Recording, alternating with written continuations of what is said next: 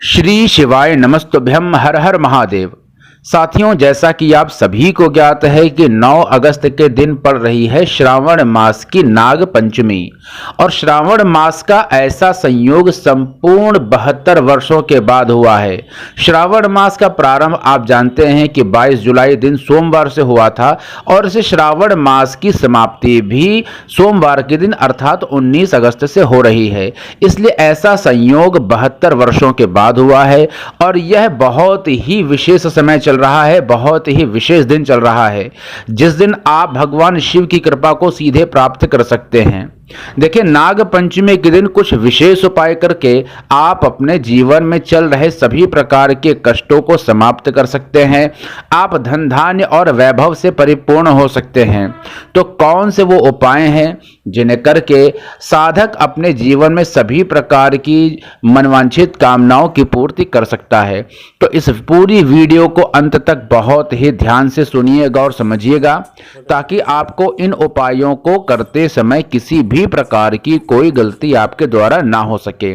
देखिए, यदि आपसे कोई गलती हो जाती है तो मनोकामना की पूर्ति में समस्या हो सकती है। इसलिए मनोकामना की यदि आप पूर्ति करना चाहते हैं तो इन उपायों को बड़े ध्यान से ही करिएगा, ताकि आप त्रुटि रहित हो करके हर एक उपाय को कर सके।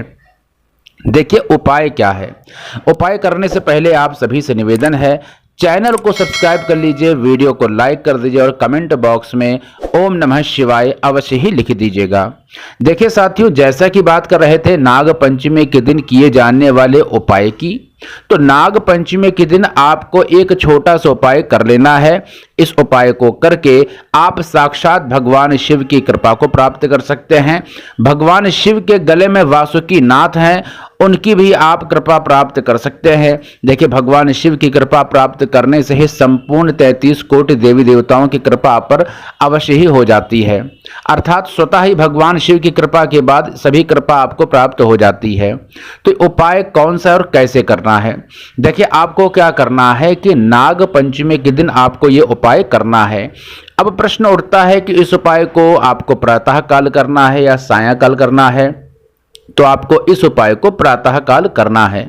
सुबह आप उठ जाएंगे, दैनिक कार्य स्नान आदि से निवृत्त हो जाएंगे और तांबे के 1 लोटे में शुद्ध एवं साफ जल आपको ले लेना है। ठीक है।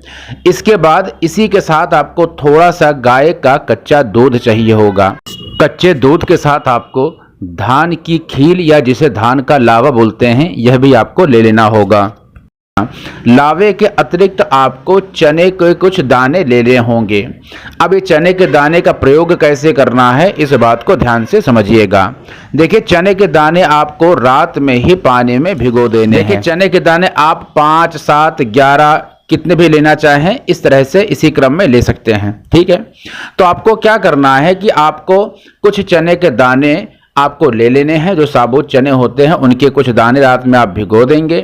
सुबह प्रातः काल में उन चने के दानों को आपको निकाल लेना है और 1 लोटा जल, जैसा कि मैंने आपको बताया, 1 लोटा जल आपको ले लेना है।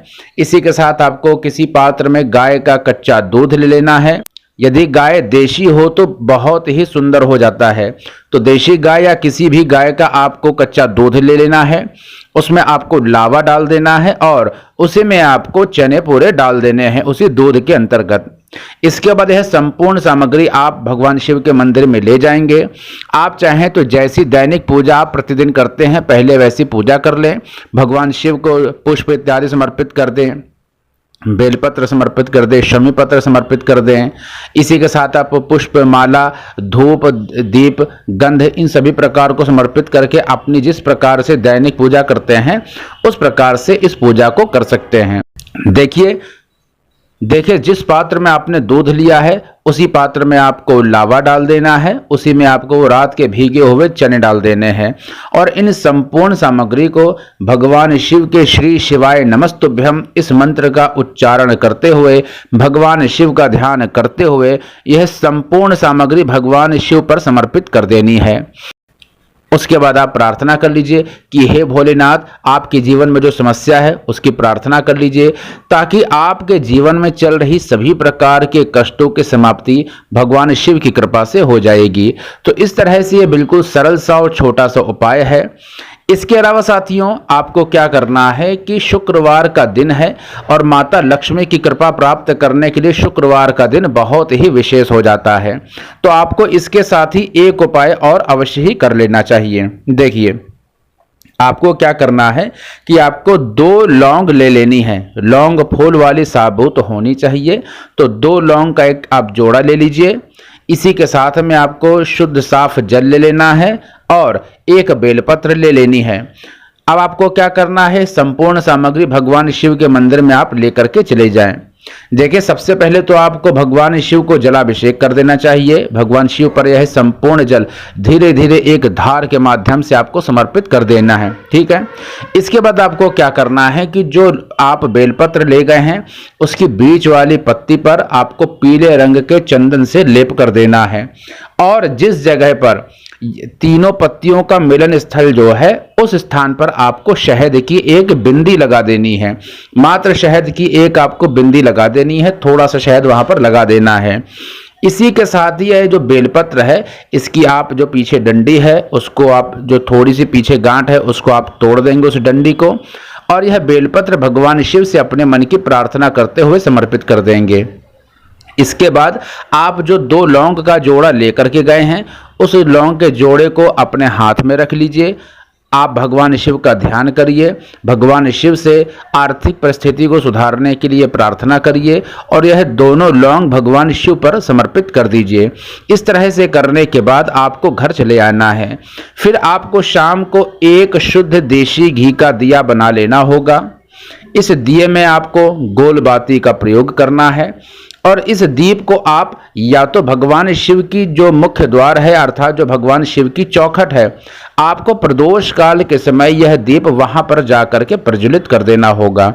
इस दीप को प्रज्वलित कैसे करना है इस बात को ध्यान से समझिएगा।